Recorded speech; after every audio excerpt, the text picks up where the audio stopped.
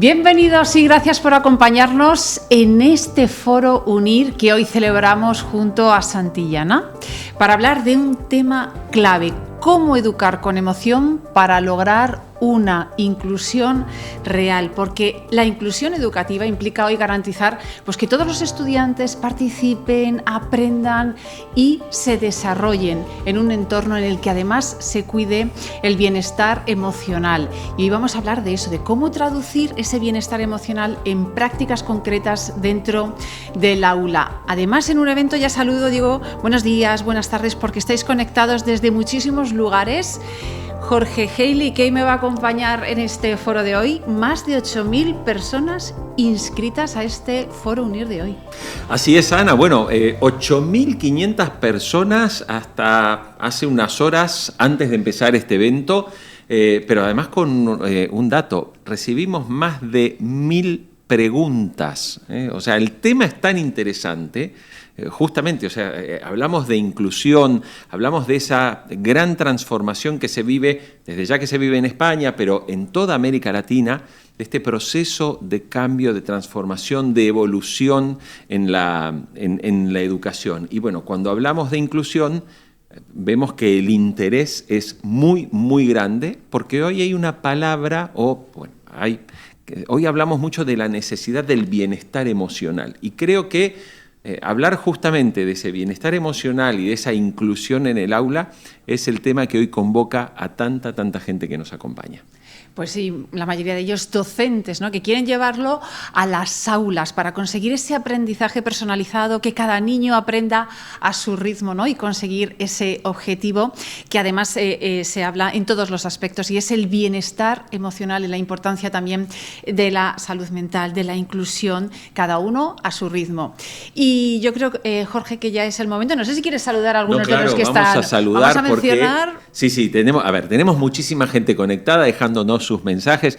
A ver, algunos nomás rápidamente nos están saludando.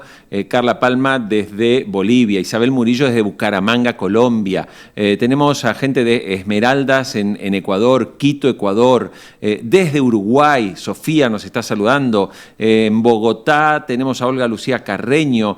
A ver, Colombia, Ecuador, Chiriquí en Panamá. ¿Qué más tenemos? Guayaquil también en Ecuador, Corrientes, provincia de Corrientes en la Argentina, provincia de Córdoba, también en la República Argentina, Honduras, México. Bueno, vamos, tenemos gente de todos lados, Guatemala, Ana. De muchísimos lugares. Gracias a todos por estar conectados y os invito también desde ya a que enviéis vuestras preguntas, vuestros comentarios, vuestras dudas, esas cuestiones que queréis plantear como docentes a estas tres expertas que nos van a acompañar hoy y que enseguida voy a presentar, así que no desaprovechéis la oportunidad, porque después iremos trasladando algunas de esas preguntas y esos comentarios a nuestras expertas, porque vamos a centrarnos ya en eso, cómo se traduce, ¿no?, el bienestar emocional en esa inclusión real en el aula.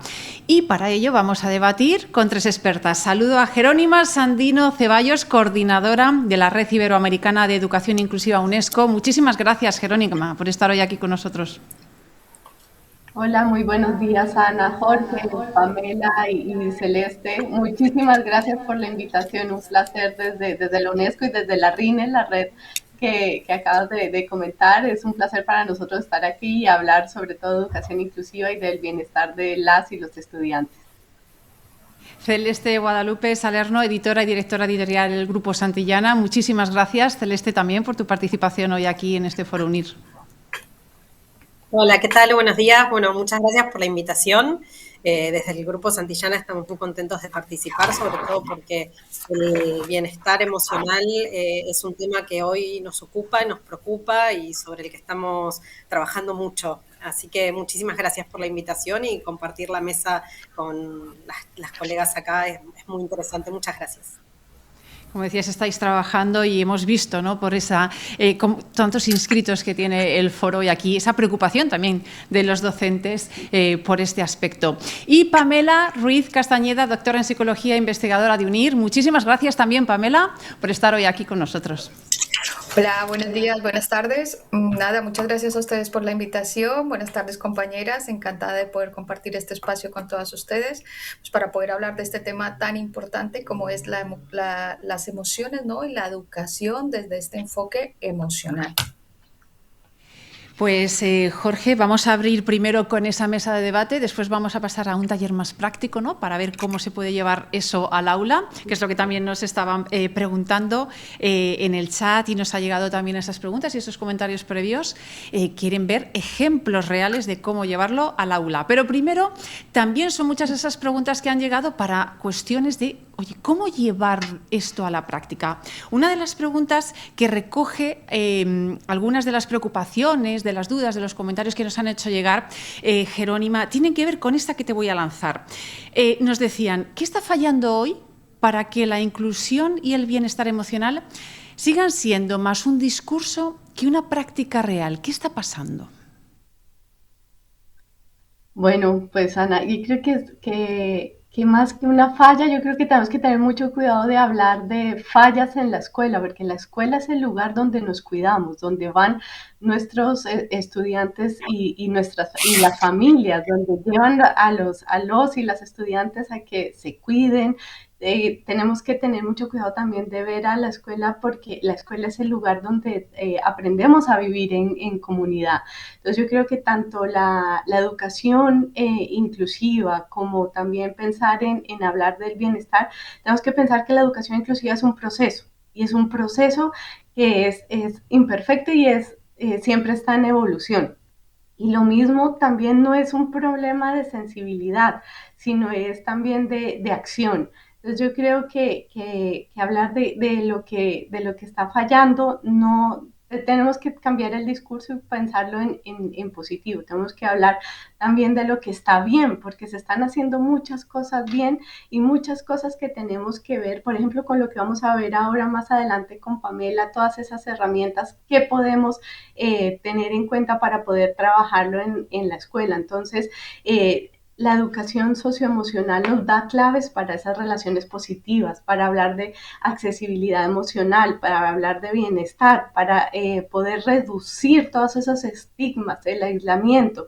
Entonces, si bien podemos decir que están fallando algunos temas y podemos ver que hay muchas escuelas en las que últimamente estamos viendo que están pasando cosas de violencia extrema que nos duelen infinitamente, también tenemos que ver las cosas positivas que pasan en otras escuelas y que tenemos que también poder ver cómo poderlas replicar en otras escuelas. Y aquí hay conectados maravillosos y maravillosos docentes que trabajan día a día para que eso sea realidad y creo que debemos poder ser capaces de tomar todos esos ejemplos y poder potenciar y valorar todas esas fortalezas, poder ver cuáles son esos apoyos que necesitan también los docentes para lograr que la educación inclusiva y el bienestar de todos los y las estudiantes sea una realidad en todas las escuelas de América Latina y de todo el mundo. Entonces yo creo que tenemos que poder ver cómo mejorar ese clima escolar, pero también ver cuáles son esas cosas positivas que ya se están realizando. Entonces, si bien esa pregunta yo creo y me imagino que lo que decía Jorge, que llegaron más de 1000 preguntas, esta es una de las grandes preguntas que tienen las y los docentes. ¿Por qué estamos fallando? Pero también podemos decir qué es lo que se está haciendo bien. Entonces yo creo que este es un espacio también para poder reflexionar en lo que se está haciendo bien y poderlo tomar y poder ver cuáles son esas prácticas que nos pueden ayudar a nosotros en las aulas para llevar a cabo esa educación inclusiva desde el bienestar para lograr que todos y todas todos los y las estudiantes puedan llegar a tener trayectorias educativas exitosas en las aulas. Pues a mí quería conocer la visión de Celeste sobre lo que estábamos comentando ahora, que, bueno, no hablar de fallos, también mirarlo desde el lado positivo, con optimismo de las cosas que se pueden ir haciendo, pero ¿cuáles dirías tú que son esas claves, ¿no?, para llevar esa inclusión, ese bienestar emocional de una manera real a la práctica en las aulas? Bueno, yo creo, coincido con lo que mencionaba, que hay mucho que se está haciendo. También creo que hay mucho que queda por hacer.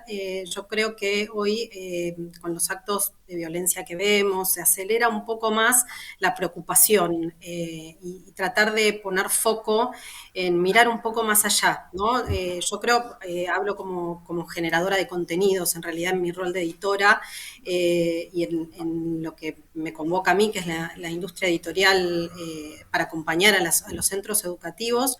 Yo creo que hoy estamos trabajando en propuestas que acompañan la inclusión y que acompañan el bienestar socioemocional. Estuvimos mucho tiempo mirando cómo enseñar matemáticas, cómo enseñar ciencias, cómo enseñar lengua, y tal vez perdimos el foco en lo integral de los estudiantes y en cómo acompañar a los centros educativos en una aplicación de una propuesta de bienestar socioemocional. Me parece que la palabra formación surge mucho, formación como profesionales, formación a los docentes, formación en las escuelas, y me parece que es clave el acompañamiento de las familias para que la práctica sea real, porque hoy más que nunca los centros educativos necesitan de las familias y necesitan de una comunidad educativa para poder aplicar cualquier programa o cualquier mejora desde de bienestar socioemocional. Sí creo, o sí creemos desde Santillana, un chico no puede aprender matemática si no está bien, si su bienestar socioemocional no es correcto. Entonces, me parece que hoy hay que ver un todo y hay que trabajar sobre lo integral, porque que el día de mañana sepa mucho de lengua, sepa mucho de ciencias, y si el estudiante tiene un conflicto, está triste y no está bien desde sus emociones, creo que ahí es donde uno cree que por ahí ha fracasado como sistema. Entonces me parece que es interesante poder ver un 360 y junto con las familias, y también es muy importante mencionar que los gobiernos están trabajando y están poniendo en agenda, incluso como marcos obligatorios, el trabajo de bienestar socioemocional en los colegios.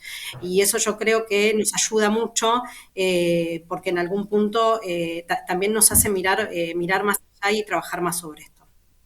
Me parece que se ha hecho mucho y que todavía queda mucho por hacer. Pamela, a ver, cuando pensamos un poco en lo que ocurre en el aula, y creo que esto es un reto cuando miramos toda América Latina, sobre todo cuando nos enfocamos en la educación pública, no estamos diciendo nada nuevo de que en líneas generales hay importantes carencias en casi todos los países, o sea Argentina, Colombia, Chile, Perú. Hay muchas carencias en materia y mucho por mejorar, obviamente, en el segmento de la educación pública. Desde lo concreto, Pamela, a ver, ¿cuál sería la principal diferencia entre, vamos a poner, un grupo de chicos en un aula donde efectivamente se está trabajando de manera correcta su bienestar emocional y aquel lugar o aquel ámbito en donde no se estén teniendo tan presentes o tan en cuenta estas estrategias? Bien, yo creo que la principal diferencia que vamos a encontrar es las oportunidades que estamos ofreciendo de un adecuado desarrollo para los alumnos que sí que están inmersos en un programa, en una educación emocional, y aquellos que no. Aquellos estudiantes que nosotros vemos que proponemos programas que tienen una inteligencia emocional un poco más amplia, que están formados, que tienen docentes formados para poder aplicar esto, pues le estamos dando una serie de oportunidades para poder desarrollarse, para un aprendizaje mejor. Las emociones están directamente asociadas, lo veremos en la charla, directamente asociadas con el aprendizaje. Ya no se entienden como un añadido o como algo que vamos a trabajar de vez en cuando, en un momento puntual de la asignatura, en un momento puntual del aula, o cuando hoy no tengo mucho que hacer, entonces voy a ponerles alguna actividad emocional, ¿no? Hoy en día sabemos que las emociones regulan directamente el aprendizaje, el cómo aprendemos. Entonces, si nosotros no damos esa oportunidad y solamente lo tenemos a unos pocos, esos alumnos y alumnas que no tienen la oportunidad de formarse en eso, directamente se va a ver afectado su aprendizaje. No solamente esas capacidades emocionales, esa regulación emocional que ya sabemos que tienen unas competencias, ¿no? Sino que directamente el aprendizaje se va a ver afectado. Pues estamos hablando de las familias, de instituciones, de esas estrategias que se pueden llevar al aula y que después Pamela va a ponernos algunos de ejemplos de ellos. Pero Jerónima, otra de las cuestiones que están planteando en el chat y que nos llegan a través, por ejemplo, de Ingrid, de Juan Luis, es claro, hablamos de estrategias, hablamos del docente, pero ¿cómo se puede hacer para que no todo recaiga sobre el docente? ¿Y cómo puede afrontarlo un docente cuando tiene una clase con un grupo elevado de niños, de alumnos, con mucha diversidad, a veces con falta de recursos? ¿Cómo llevar esto a la práctica con todos esos desafíos, ¿no?, que se plantean? Hay un mensaje muy bonito que nos dio justamente hace 2 semanas en Asunción de Paraguay, Carlos Esclier de Argentina, y nos dijo que precisamente desde la educación inclusiva tenemos la capacidad de cambiar destinos, ¿no? Y esta posibilidad de cambiar destinos es ese mensaje que también podemos llevar a los docentes en la práctica diaria, ¿no? Porque precisamente los y las docentes son quienes día a día están trabajando con toda esta diversidad en el aula. La diversidad en el aula lo que tenemos que verlo es como enriquecedora y no como algo que genera una barrera. Todo lo contrario, lo que tenemos que hacer es ver cómo los docentes pueden trabajar precisamente para poder evitar esas barreras y cómo ellos mismos trabajan en el desarrollo de sus capacidades socioemocionales y en el tema de educación inclusiva.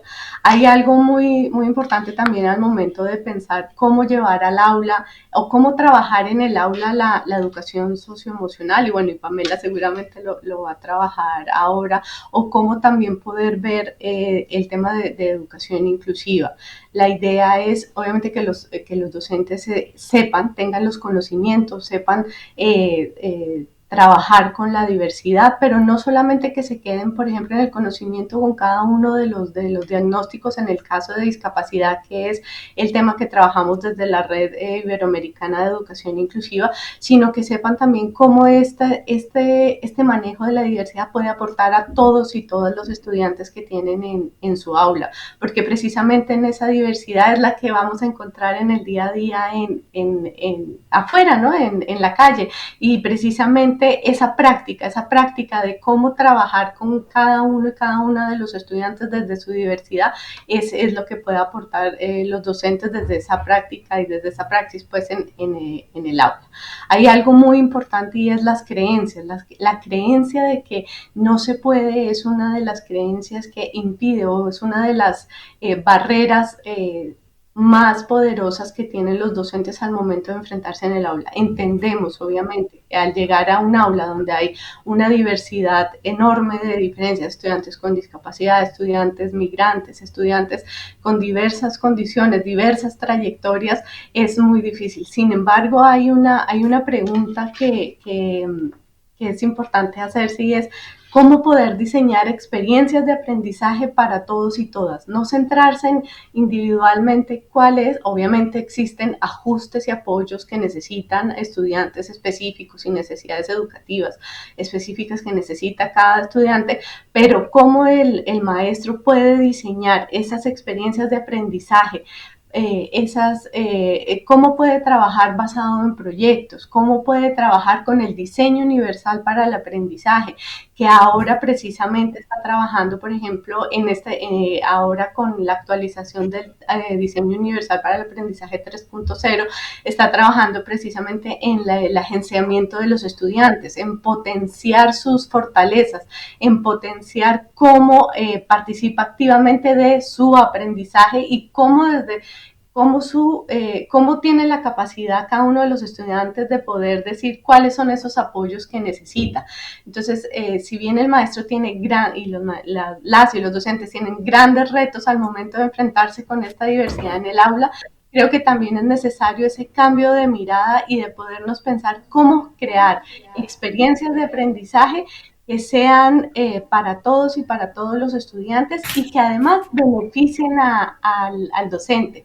Y es esa forma del el docente, como ahora está generando estas experiencias en el cual enseña a sus estudiantes a aprender y a aprender también de esta diferencia, aprender también estas relaciones positivas, lo que decía ahora de la accesibilidad emocional, pero también cómo logramos desarrollar estas habilidades sociales que permiten también precisamente mejorar el clima escolar, pero también de la mano con el familiar, porque esto va de la mano. Lo que sucede en la escuela también es un espejo y un reflejo de lo que sucede en la escuela. Ana, adelante. Pues estamos hablando de esos desafíos, pero Jorge, sí, son muchos también los que quieren, oye, yo soy docente y cómo empezar, ¿no? Una guía, unos ejemplos. Claro, es que recién nos decía Jerónima, ¿no? O sea, al final el docente tiene un montón de retos, porque todo esto que estamos viendo, o sea, estamos hablando del bienestar emocional, estamos hablando de estrategias inclusivas, suenan fantásticos. Ahora, Pamela, ante esos retos, te pregunto a ti, a ver, ¿por dónde empieza un docente? Tenemos un montón de docentes que nos están diciendo, oiga, ¿qué hago? ¿Por dónde empiezo? ¿Con qué arranco? Puedes mencionarnos, si bien es cierto que luego en el taller vamos a ampliar, pero me gustaría que nos ejemplifiques un poco de manera práctica esto que estaba mencionando recién Jerónima. Sí, bien, es una pregunta creo que básica, es una pregunta clara, realmente hay tanta información, cada día sale más, las emociones están en un momento álgido, realmente sabemos hoy en día la importancia y creo que empieza por entender cómo funcionan realmente las emociones, ¿no? Porque cuando nosotros decimos emociones, pues todos tenemos una visión que es generalmente una visión cotidiana, pero cuando nosotros entramos a la investigación, cuando nosotros hacemos investigación aplicada, vemos en el colegio cómo es el comportamiento, cómo ocurre la regulación, cómo ocurren todos estos factores, pues podemos ir concretando ciertos aspectos para saber cómo empezar a intervenir. Y todo empieza realmente desde la formación. Realmente no hay otra manera. Tenemos que empezar a aprender cómo funcionan nuestras emociones, cómo funciona la persona, cómo se relaciona con su contexto, cuáles son esas distintas ¿cómo se dice? Las distintas relaciones que hay entre la persona, el contexto, la tarea a la que la estamos sometiendo. Y desde esa interacción, cuando empezamos a reconocer esos perfiles, podemos ir proponiendo pautas muy claras y muy concretas, que ahora lo veremos en la presentación, para empezar a intervenir en cada uno de estos contextos. Es decir, lo veremos en la presentación, pero bueno, es eso. Tenemos que empezar por la formación, por entender qué es una emoción, que ese es el proceso emocional para poder desprender desde ahí el conocimiento. Si no, no hay otra forma, lastimosamente. O afortunadamente desde la formación. Pues después con Pamela vamos a ver esos ejemplos, Jorge, que nos están comentando en el chat, ¿no? Porque son docentes y quieren saber pues, cómo llevarlo luego a clase, al aula, nos hablan de metodologías, pues todo eso lo vamos a ver en ese taller con Pamela. Ahora estamos haciendo pues, ese debate, ¿no? Un poco para ver una visión general de esto que estamos hablando hoy, ¿no? De la educación inclusiva, de la necesidad del bienestar emocional y de cómo se puede lograr en el aula y cuáles son esas claves que le rodean. Yo quería también preguntarte, Celeste, porque estamos hablando, antes también hablabas de las familias, estamos hablando de los docentes, en el caso desde las editoriales, por ejemplo, desde tu ámbito, ¿qué materiales, qué contenidos, qué dinámicas, ¿no? Pueden servir de apoyo a los docentes para poner en práctica esto en las aulas? Bueno, mira, nosotros hace un tiempo empezamos a trabajar sobre un proyecto llamado Garden, que trabaja la inclusión y el bienestar socioemocional en la escuela. Una de nuestras preguntas era cómo lo implementamos en el colegio. Y incluso los docentes a veces nos mencionaban que que estaban temerosos, que tenían miedo, que en algunos casos no sabían cómo abordarlo. Así que nosotros trabajamos en 3 aspectos que tienen que ver con la medición.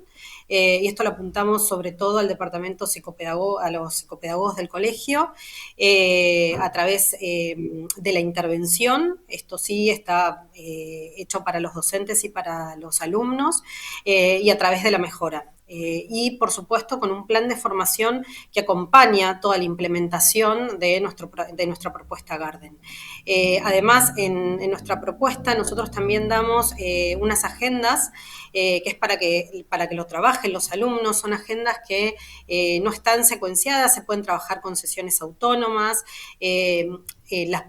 las vimos con docentes también para ver si era alcanzable trabajarlo, porque sabemos que todo esto se inserta en el marco de otras asignaturas, ¿no? Donde también enseñamos lengua, enseñamos matemática. Entonces, ¿cómo hacemos esta transversalidad de trabajar el bienestar socioemocional teniendo en cuenta las otras áreas? ¿Cómo lo hacemos, cómo unificamos todo?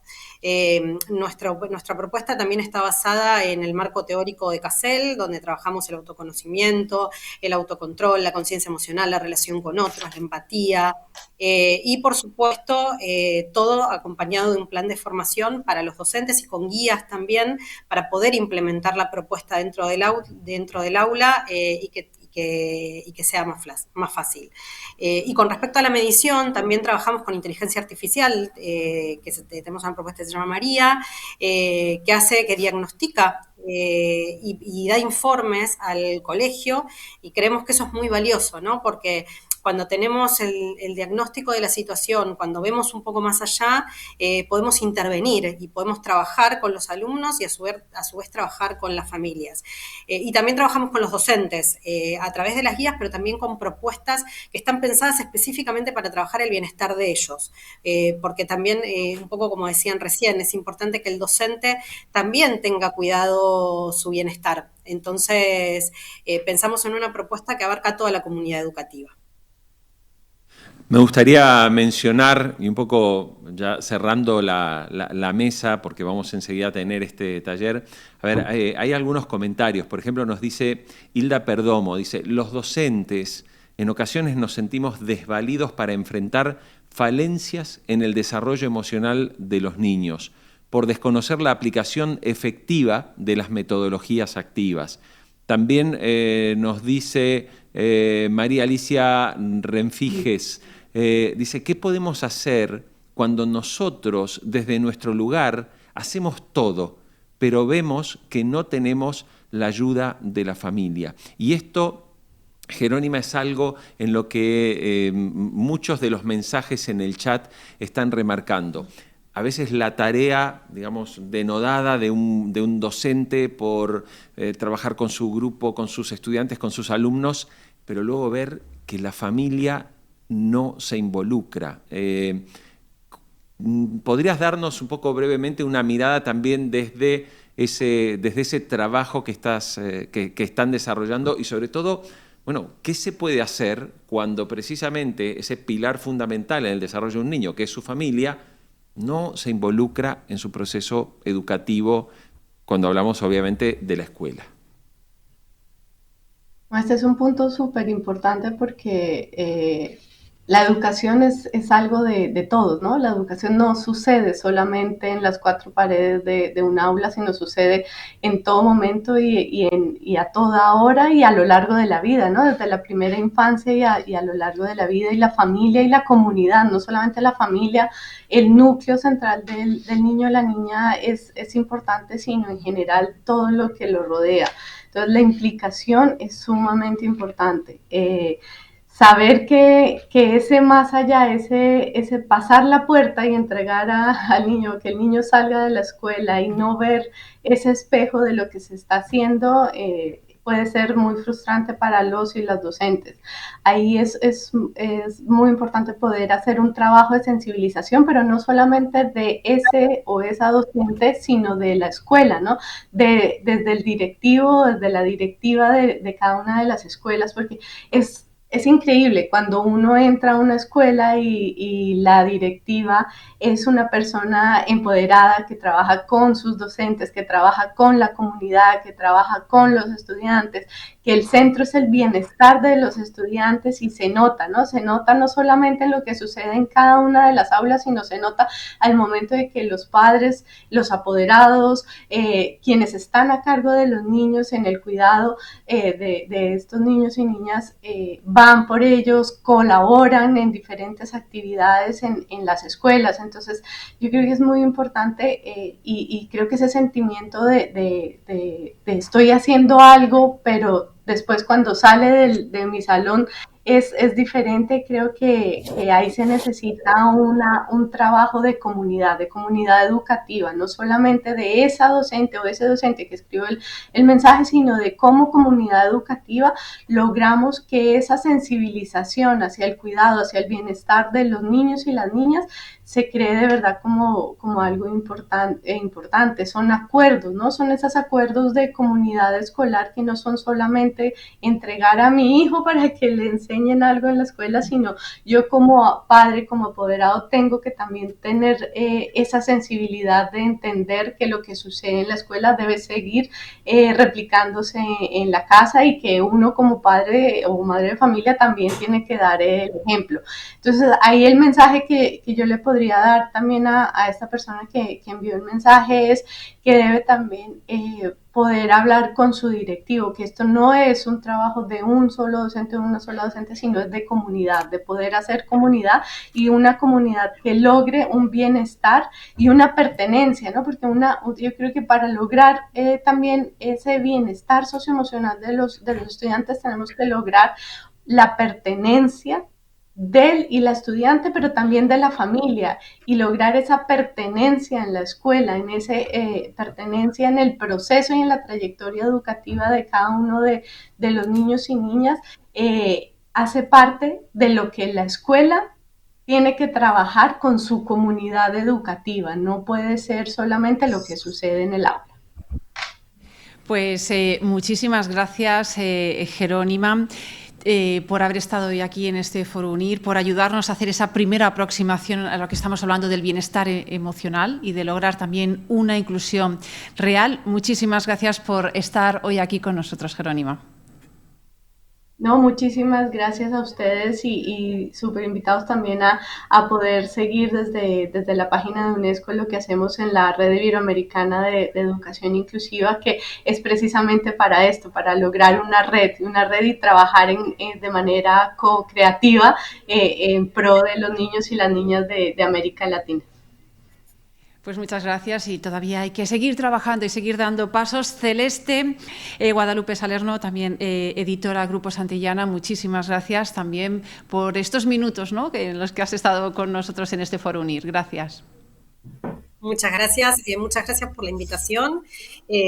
Bueno, para nosotros es un placer seguir trabajando junto a las escuelas y con los y las docentes y para ellos también, ¿no? Nos gusta mucho estar cerca de las escuelas y escuchar las problemáticas y poder desde nuestro lugar acompañarlos y transformar sobre todo a los y las niñas, que en definitiva es el futuro de los países. Así que, bueno, desde nuestro lugar, muchísimas gracias por la invitación.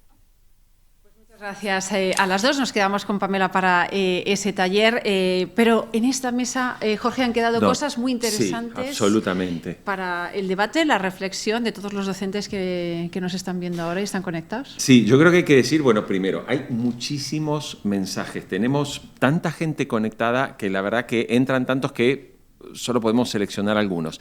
Pero a ver, les quiero contar algo, Ana. A ver, les he compartido recién a través del chat un enlace porque habrán visto algunos mensajes que hemos compartido en estos minutos para que también conozcan las maestrías de educación que pueden cursarse en UNIR.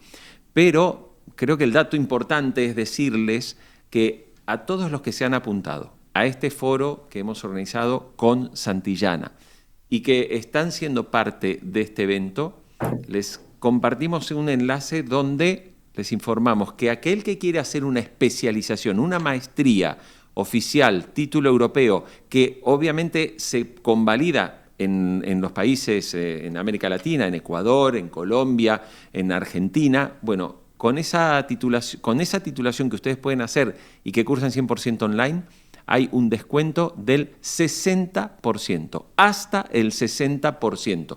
No es que en todas, hay algunas que tienen un descuento un poco más bajo, pero que sepas que en el enlace que te hemos compartido, si estás pensando en especializarte, en formarte, lo han dicho nuestras invitadas, tienes esa oportunidad con un descuento de hasta el 60% por estar en este foro. Completas tus datos, un asesor de UNIR se pone en contacto contigo y te va a dar toda la información sobre el máster que estás eligiendo, cuándo empieza, la forma, obviamente, para obtener el beneficio y el descuento, porque estás registrado en este evento. Quería contarles eso. Pues sí, Jorge, como han dicho nuestras expertas, hay necesidad también de formación, ¿no? Y que los docentes pues adquieran nuevas habilidades, nuevas competencias que les permitan desarrollar cosas como las que ahora nos va a contar Pamela, porque te voy a dar ya paso para que nos hables de esas estrategias de verlo de manera práctica, que es lo que muchos nos están reclamando en el chat. Así que no me entretengo más y te cedo la palabra, Pamela, todo tuyo. Muy bien, pues muchas gracias.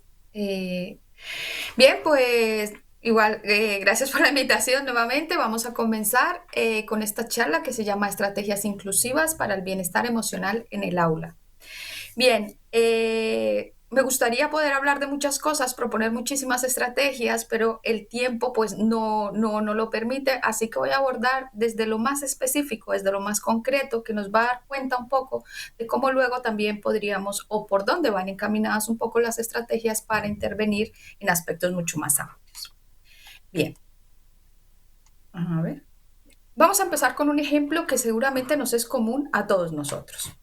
Nosotros presentamos una actividad y observamos que nuestros alumnos comienzan algunos rápido, otros implica, otro pregunta constantemente qué tengo que hacer, otro directamente evita empezar, otro se bloquea, otro empieza la tarea pero se distrae. Y en este caso, bueno, pues la tarea es la misma, la explicación es la misma. De hecho, el contexto de aula es exactamente es la misma. Aquí cabría preguntarnos por qué la misma tarea no funciona igual para todos. ¿Por qué empezamos a evidenciar comportamientos tan distintos en nuestro alumnado a pesar que presentamos la misma explicación? Bien, pues eso es lo que vamos a trabajar hoy en el aula, por qué ocurre esto y qué estrategias podríamos utilizar para poder conseguir una respuesta más homogénea por parte del alumnado. Bien, como comentábamos en el foro, es fundamental primero entender cómo funcionan las emociones. Cuando nosotros hablamos de emoción, pensamos generalmente en aquello en lo que nosotros sentimos, ¿verdad? Ira, alegría, tristeza, asco, etcétera, etcétera. Pero una emoción es un proceso muchísimo más amplio. Cuando nosotros vemos el comportamiento de nuestros alumnados, comportamientos como los que comentamos ahora en el mensaje, nosotros estamos viendo solamente esa respuesta comportamental, solamente la parte visible de la emoción. Pero hoy en día, desde la neurociencia afectiva, sabemos que toda emoción implica 3 procesos que ocurren muy rápidamente. Y estos 2 primeros procesos que ahora voy a comentar son claves para poder intervenir en el comportamiento. Muchas veces lo que nosotros nos encontramos es que queremos intervenir desde este último punto, desde el comportamiento, sin entender qué ocurre previamente. Cuando nosotros tenemos claridad de esos procesos previos que generan la emoción, vamos a ver ahora que nos ayuda a entender mucho más fácil por dónde debemos aplicar la intervención. Bien, como decía, toda emoción implica 3 procesos. El primero de ellos es un proceso de activación, un proceso muy fisiológico. Cuando nosotros viene un estímulo, y por estímulo entendamos cualquier cosa que nos pueda pasar en nuestro diario de vivir. En nuestros alumnos un estímulo puede ser proponer una tarea, que tienen un examen, una salida al parque, venir del recreo a enfrentarse a una tarea. Bueno, pues todo esto genera una activación. Ese nivel de energía con el que el organismo se prepara para actuar puede ser más alto o puede ser más bajo, ¿vale? Luego que nosotros tenemos ese nivel de activación, ese nivel más fisiológico, automáticamente el siguiente paso se activa y se genera una evaluación, una interpretación. El cerebro aquí empieza a interpretar qué es lo que está pasando, dependiendo cómo sienta esa activación. Por ejemplo, ante una activación muy alta, el cerebro puede llegar a interpretar esto como una amenaza, ¿no? Si yo siento muchísima activación fisiológica, mi cerebro interpreta que esto es una amenaza y aquí puede tener un comportamiento claramente de lucha o huida. La lucha o la huida no solamente la veamos como escapar de la situación, sino simplemente son comportamientos que muchas veces en el aula pueden parecer erráticos. Pero también tenemos la contraparte de cuando la activación puede llegar a ser mucho más baja. Viene un estímulo, mi activación es muy baja, tan baja que yo empiezo a hacer una interpretación y una evaluación de que este estímulo es completamente irrelevante y no merece la pena que yo tenga ningún tipo de comportamiento, de activación, de intención de prestar atención, ¿no?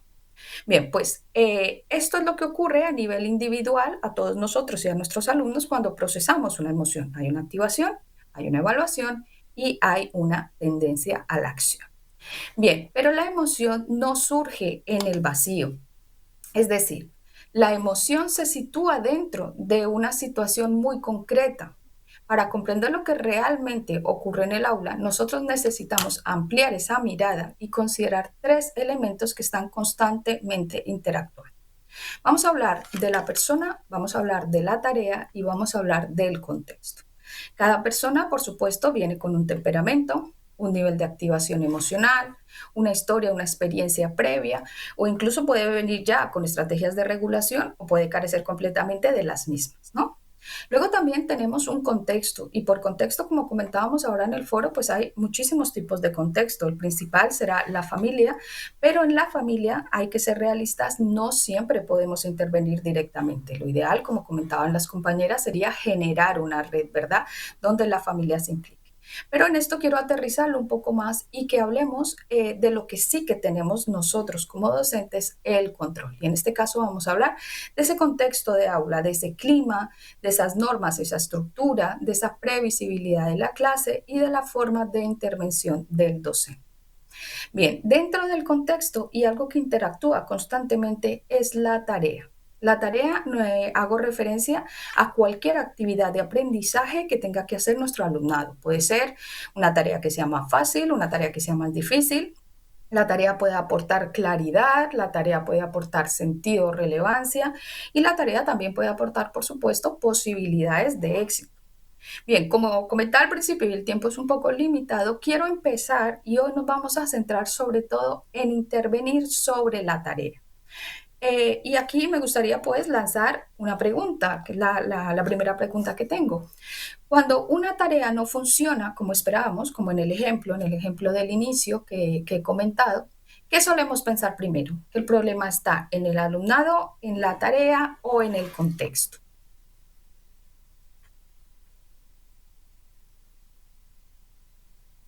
Bueno, Jorge, perdón, tú me dices si interacción o continuamos con la charla, ¿vale? Seguir, Pamela. Sí. Creo que Vale, ahí a veces se A ver si- bloquea, a veces se bloquea el PPT, pero bueno, aquí vale, seguimos atentos. sin problema. Venga, pues seguimos. Bien, pues muchas veces la primera lectura que suele recaer es sobre el alumno, ¿no? Nosotros directamente siempre intentamos intervenir sobre el alumno, cómo aumentamos esas estrategias de regulación, porque el alumno necesita aprender a comportarse, ¿no? Cómo modificamos esas historias o muchas veces también lo podemos llegar a hacer desde el contexto, dónde está la familia del alumno, es que el alumno nos llega ya desregulado, etcétera, etcétera.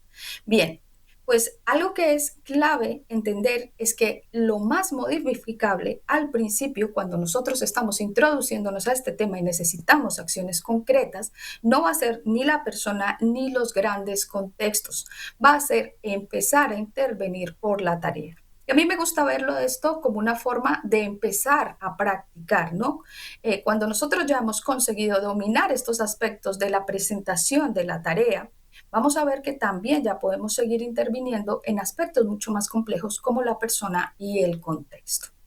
Entonces, lo que vamos a ver hoy es básicamente eso, ¿no? Cómo ajustamos para favorecer la regulación, la participación y el aprendizaje en el alumnado diverso. Y lo bonito de trabajar con la tarea, precisamente es lo que comentaba una de nuestras compañeras en el foro, es que se hace de una manera transversal. Yo cuando actúo sobre la tarea, implico las emociones en la tarea, pero la tarea puede ser de matemática, de lengua, de inglés, de lo que se necesite. ¿Vale? Entonces es empezar a traer las emociones para trabajar directamente sobre la tarea. Bien, teniendo esto claro, vamos a explicar entonces por qué pueden fallar las respuestas en el aula.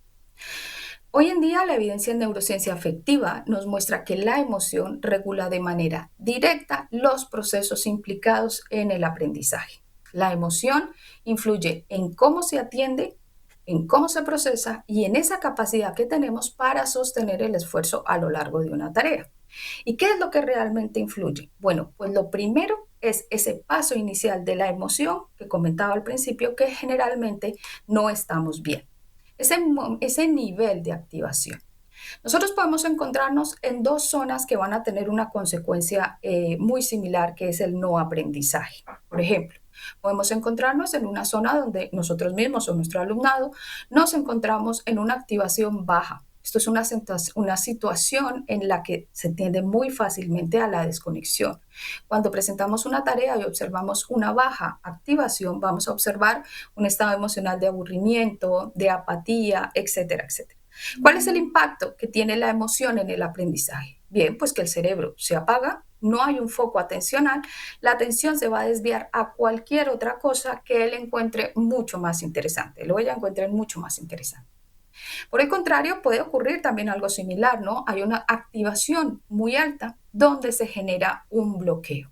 Aquí podemos encontrar estados emocionales de ansiedad, de estrés, de miedo, pero la consecuencia realmente va a ser la misma que en una zona de activación baja. Si bien el comportamiento va a ser distinto, porque en una zona vamos a encontrar un comportamiento más aburrido y apático, y en el otro vamos a encontrar una activación mayor, lucha, gritos, o ansiedad mucha más evidente, ¿no? La consecuencia es la misma, y es que no se produce el aprendizaje. ¿Por qué? Porque la emoción no ha llegado o a capturar o es tan fuerte que ha capturado todos los recursos cognitivos y el alumno no puede aprender.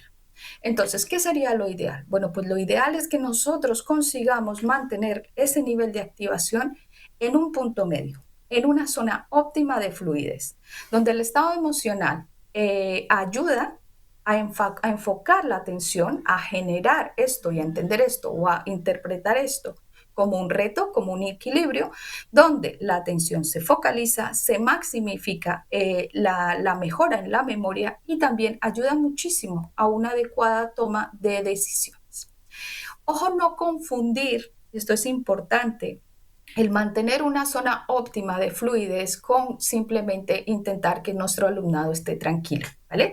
Nuestro objetivo no es que el alumnado esté tranquilo. Nuestro objetivo es que se encuentre en un punto óptimo de activación para que su memoria y su atención funcionen adecuadamente. Bien, pues con esto en mente, entonces vamos a ver también cómo ajustar la tarea. La implicación en una actividad, en una tarea, depende de cómo se valora la situación. Ya lo hemos visto, ¿no? Entonces viene la activación, viene esa valoración. Por tanto, intervenir sobre las condiciones de la tarea no solamente va a tener un efecto de organización, sino que va a modificar directamente la experiencia del alumnado y la disponibilidad que tiene para el aprendizaje. ¿Cómo intentamos ese ajuste eficaz? ¿No? Aquí vamos a trabajar con la tarea como si fuera un botón, ¿no? Con un modulador que nosotros vamos a tener que ir moviendo para intentar ese ajuste eficaz. Bien, ¿qué necesita una tarea para que el alumnado pueda focalizar la atención y para que se mantenga en ese punto medio de la gráfica de activación? Lo primero que necesitan saber es qué va a pasar. Ellos necesitan previsibilidad. Esto ayuda a minimizar la incertidumbre, disminuye automáticamente ese nivel de activación y aumenta la seguridad. También necesitan saber qué tienen que hacer exactamente, ¿no? ¿Cuáles son los pasos? ¿Qué es lo que yo les estoy pidiendo? Aportar claridad y estructura. Se necesita también, por supuesto, que se sientan seguros en el grupo, que haya un clima relacional adecuado, donde se fomente esa seguridad social, donde no haya ningún problema si yo hoy, porque estoy un poco más activo o estoy menos activo, se me pueda dar una ayuda extra y esto no se interprete como que estoy facilitando el aprendizaje, sino simplemente como un fomento a la seguridad, donde yo no pasa nada si hoy cometo un error, porque entiendo que no necesito generar una activación muy alta por el miedo a cometer el error y esto me ayuda a reducir la activación al estrés. Y por último, muy importante, necesito tener una sensación de control. como todos nuestros alumnos, como todos también los adultos, sin sensación de control, sin saber si podemos manejar un reto, pues no podemos pensar adecuadamente, no podemos aprender adecuadamente. ¿Vale? Necesitamos aprender a controlar y a regular ese nivel de reto de las tareas que estamos presentando. Bien, ¿cómo llevamos entonces esto un poco más a la práctica, ¿no? Si esto es así, ¿qué sería eso primero que nosotros cambiaríamos mañana en nuestra clase? Pues ya sabemos que tenemos que empezar a trabajar directamente en cómo vamos a ajustar la presentación de la tarea. Lo vamos a hacer por medio de 3 estrategias, ¿vale? Entonces, vamos a trabajar en cómo reducir la amenaza emocional. Yo sé que la palabra emocional puede sonar muy fuerte y podemos decir, bueno, pero la amenaza emocional es cuando ocurre algo muy grave. No, realmente si nosotros entendemos cómo funcionan las emociones, entendemos que una amenaza emocional que nos activa muchísimo puede generarse con la presentación de un examen, con la presentación de una tarea que yo no entiendo, o simplemente cuando vengo muy acelerado del descanso o del recreo, ¿no? Pues todo esto, si yo vengo acelerado del recreo, vengo muy activado o he discutido con un compañero, ya vengo con un nivel de activación muy alto y necesito aprender a reducir esa amenaza emocional. También vamos a ver cómo se puede recuperar ese foco atencional cuando nosotros ya tenemos en marcha la tarea, pero no tenemos claridad exactamente de cómo seguir. Y también, y muy importante, hemos conseguido como docentes poner la tarea, está funcionando, pero no hay implicación, no se mantiene en el tiempo. Hay aburrimiento o cualquier cosa que hace que se desvíe la atención y la tarea no se finalice. ¿Cuál sería la consecuencia de cualquiera de estos? Pues que no se lleva al aprendizaje. Entonces, fijémonos que yo no estoy poniendo esto en una tarea específica de un área, porque precisamente creo que lo que intentamos hoy en día es esa transversalidad, ¿no? Que seamos capaces de aplicar estas estrategias independientemente del contenido que nosotros tengamos que proporcionar a nuestros estudiantes. Bien. Vamos a ver entonces varias estrategias que nos van a ayudar a reducir esta amenaza emocional. Algo muy importante que tenemos que empezar a trabajar, y por eso hablaba yo al principio de ese aprendizaje que es tan necesario y esa formación, y es que nosotros cuando trabajamos desde la educación emocional, nos convertimos en expertos lectores del comportamiento. ¿Qué quiere decir esto? Que sabemos que un comportamiento viene precedido de un nivel de activación y de una interpretación. ¿Y qué es eso? Simplemente lo que se está expresando. Entonces no trabajamos directamente con ese comportamiento. Trabajamos intentando modificar la activación y la interpretación. ¿Vale? Entonces, ¿cuándo es útil empezar a implementar estrategias que reduzcan la amenaza emocional? Cuando encontramos, por ejemplo, este tipo de comportamientos, cuando aparecen dudas constantes o retraso al inicio de una actividad. Aquí ya vamos aprendiendo a leer qué comportamientos podrían estar relacionados con la amenaza emocional. Cuando el alumnado vemos que nosotros ponemos la tarea, pero no empieza o espera constantemente a que nosotros le estemos dando indicaciones, ¿no? Cuando vemos un evidente bloqueo en la tarea, cuando hay evitación, cuando encontramos una saturación desde el inicio, cuando no son capaces de entregar completo, cuando vemos que preguntan constantemente si están bien. Bueno, pues a nosotros todos estos comportamientos nos harían pensar que hay fluctuaciones en la activación y que no están en ese punto óptimo para el aprendizaje. ¿Qué estrategias podríamos aplicar? Bueno, una de las estrategias de las muchas que hay, yo le he condensado en estas 4 que me parecen muy relevantes, es la estrategia de anticipar la tarea. Necesitamos explicar secuencias, dar tiempos, de explicar muy bien cuál es ese producto esperado antes de empezar. Todo esto reduce esa amenaza, ¿no? Vamos a evitar no proporcionar instrucciones fragmentadas sobre la marcha.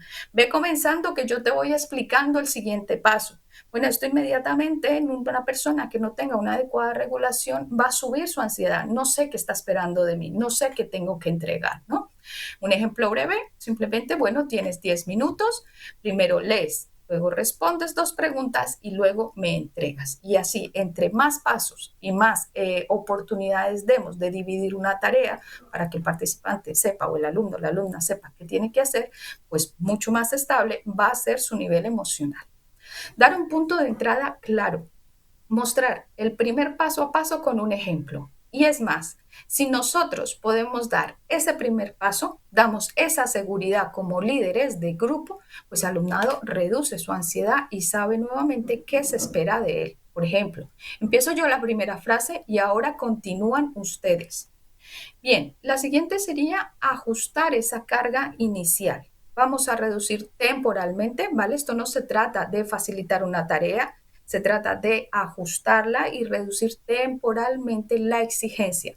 Al principio ponemos menos ítems. Cuando ya tengan claridad en la tarea, podemos aumentar esa cantidad de ítems, esa cantidad de ejemplos, esa cantidad de ejercicios de matemáticas, esa cantidad de frases que tienen que evaluar, etcétera, etcétera, ¿no? Haz solo primero esta parte y luego vemos la siguiente.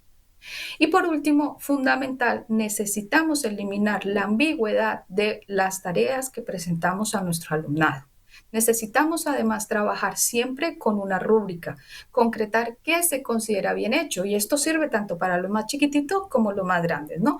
¿Qué se considera bien hecho? Acá tienes un ejemplo con criterios visibles de cómo se te va a calificar, de qué se considera que está bien y de qué se considera que está mal.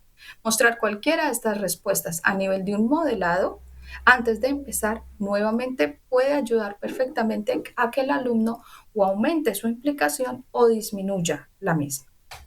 Bien, vamos a ver entonces el siguiente grupo de estrategias que estarían muy relacionadas con recuperar el foco de la regulación.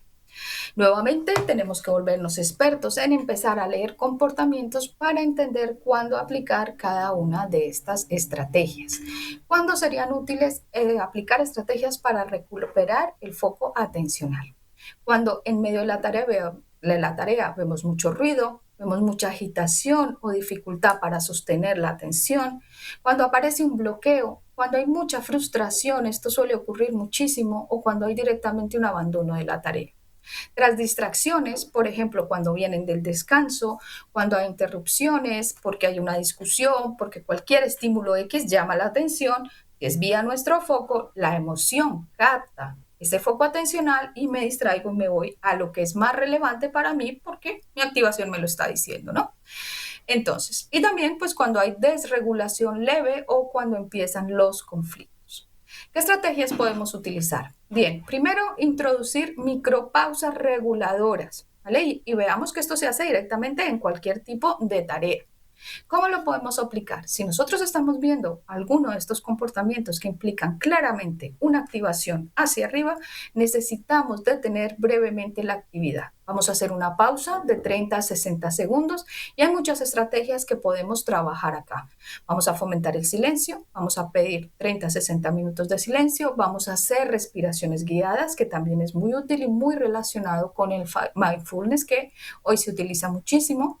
Y también vamos a pedir ese cambio de foco, ¿no? Vamos a volver a liberar la atención de lo más saliente emocionalmente para llevarlo a la tarea de importancia.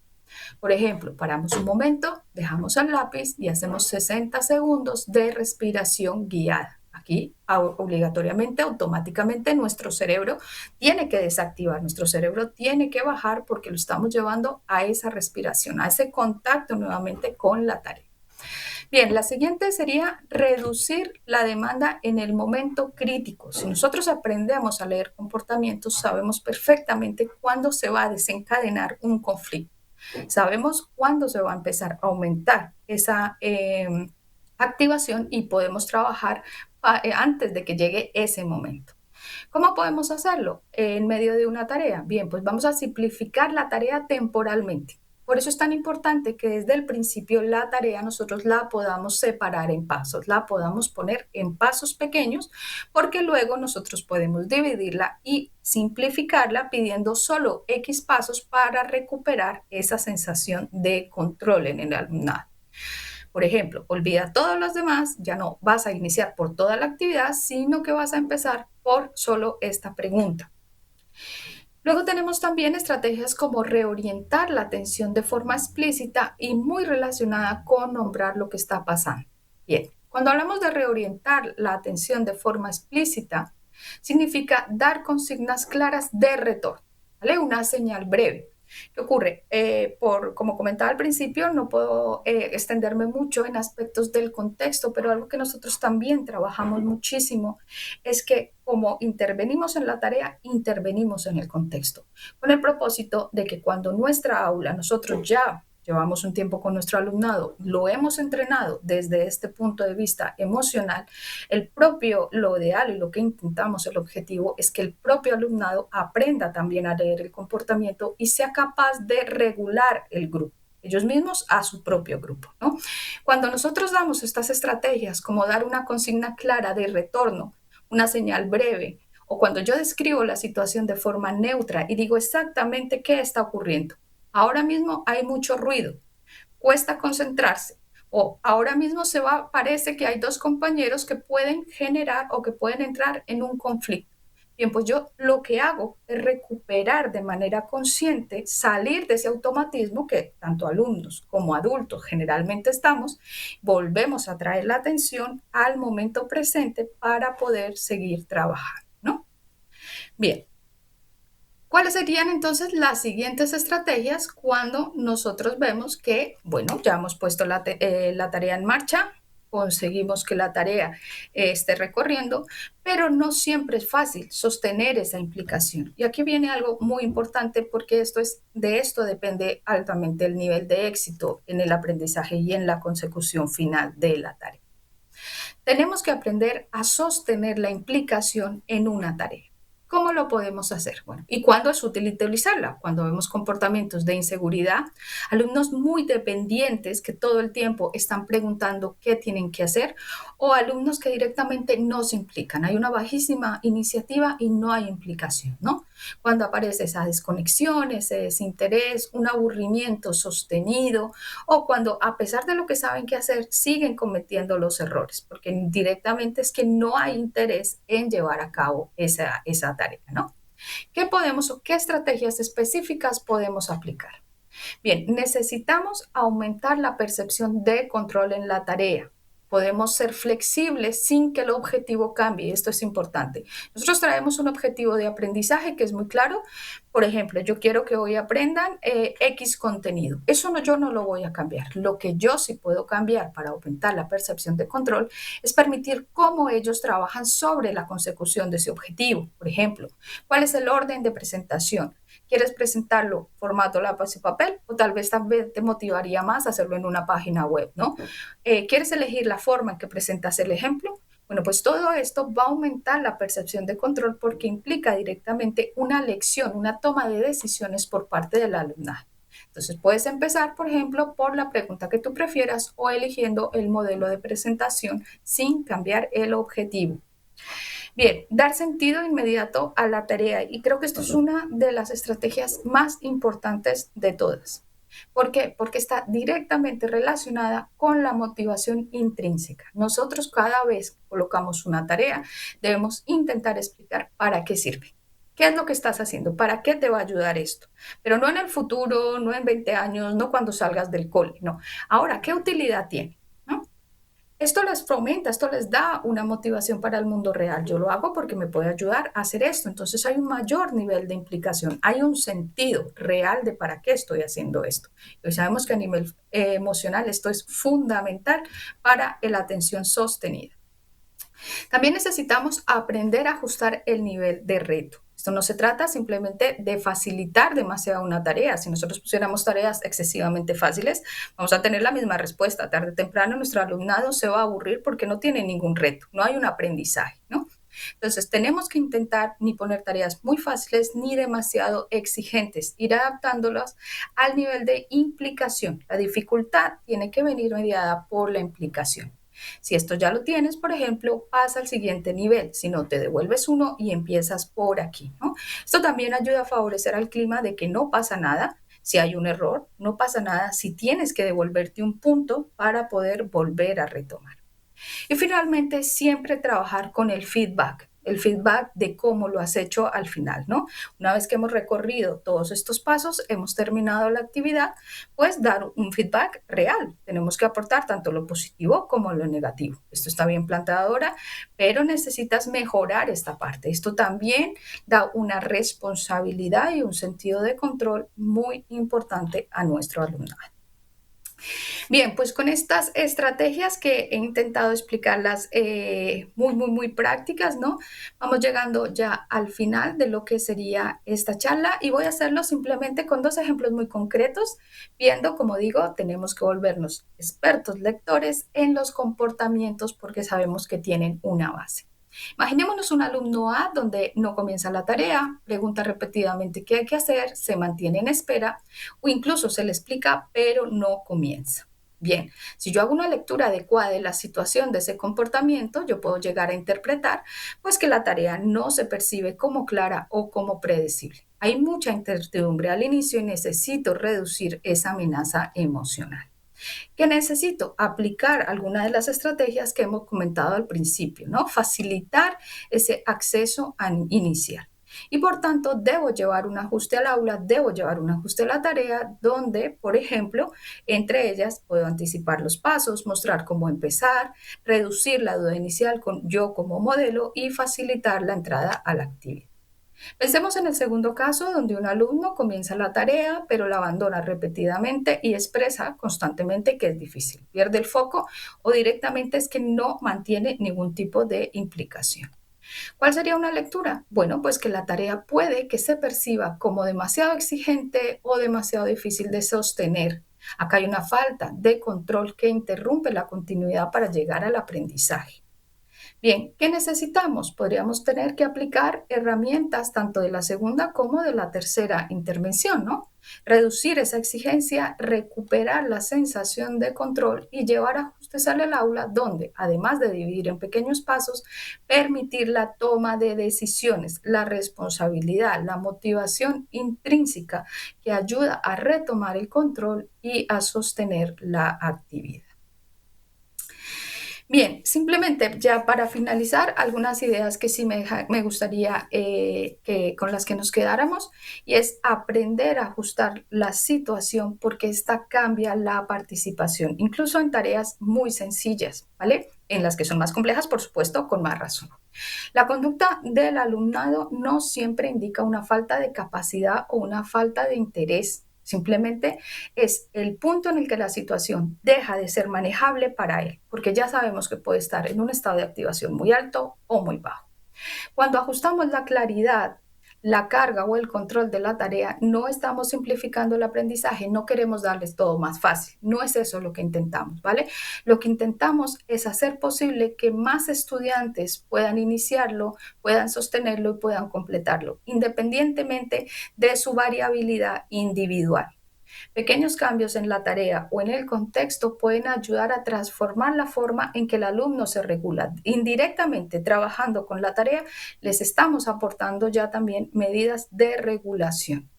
Y antes de intervenir sobre un alumno, siempre conviene preguntarnos qué parte de esta situación puede estar generando una carga emocional innecesaria que capture los recursos cognitivos y no permitan un adecuado aprendizaje.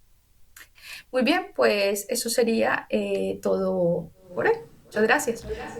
Muchísimas gracias, Pamela, por esa excelente presentación. Son muchos los mensajes que están llegando de agradecimiento porque nos has planteado muchas cuestiones interesantes, ¿no? Todos ellos que son docentes, pues qué me tengo que plantear, persona, tarea, contexto, qué puede estar pasando, entender cómo esa emoción influye en ese aprendizaje de ese alumno, ¿no? Que tengo delante y que yo quiero que consiga ese mayor aprendizaje posible.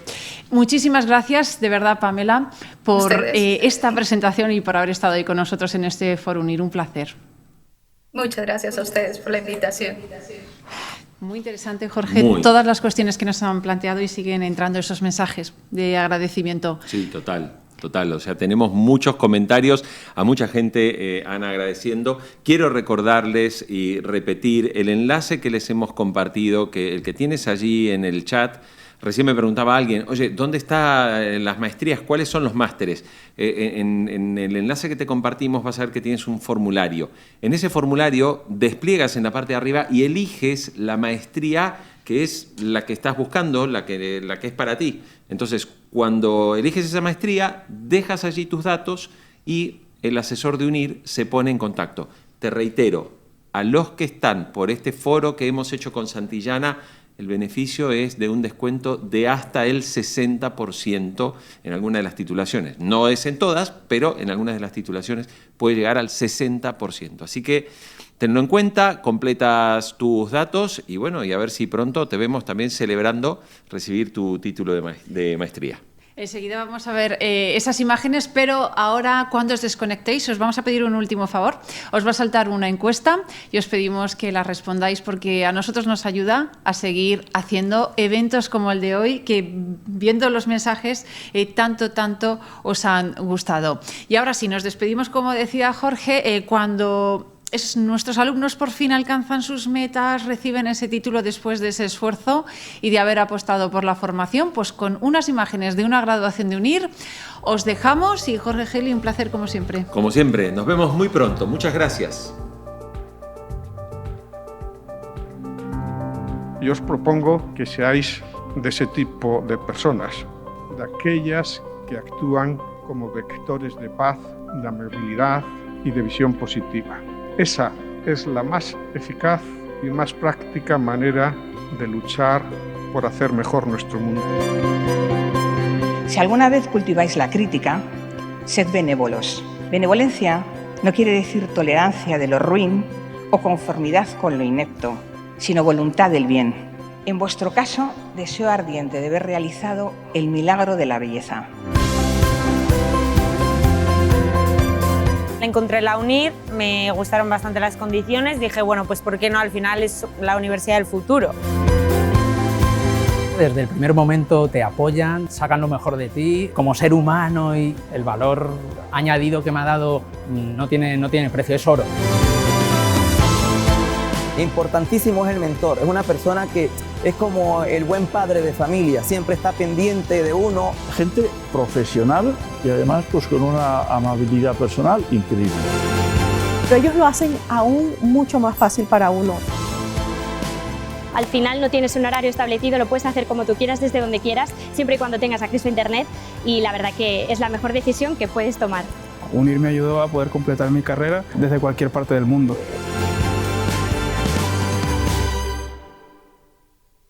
Queridos graduados, sabed que nos sentimos profundamente orgullosos de haber podido contribuir a vuestra formación y que nos tendréis siempre a vuestra disposición para lo que podáis necesitar de nosotros. La calidad de la enseñanza para mí ha sido brutal. Pues de UNIR tengo que decir que es una especie de reloj suizo. Todo está súper bien organizado. En otra universidad normal no podría haber sacado la carrera. Es uno de los grandes pilares que tiene UNIR, la facilidad de compaginar el estudio con el trabajo. Yo estoy muy contenta. El esfuerzo personal ha valido muchísimo la pena. Es genial poder contar con un grado después de tantos años y de tanto esfuerzo dedicado. Me han dado la opción de poder cumplir un sueño que hace tiempos lo tenía en mente. Gracias, UNIR. Invertir en tu futuro, en tu educación y en tu profesión es la mejor inversión que se pueda hacer. Y aquí estamos llenos de alegría. Finaliza una etapa, pero comienza otra más importante de nuestra vida, que es la profesional.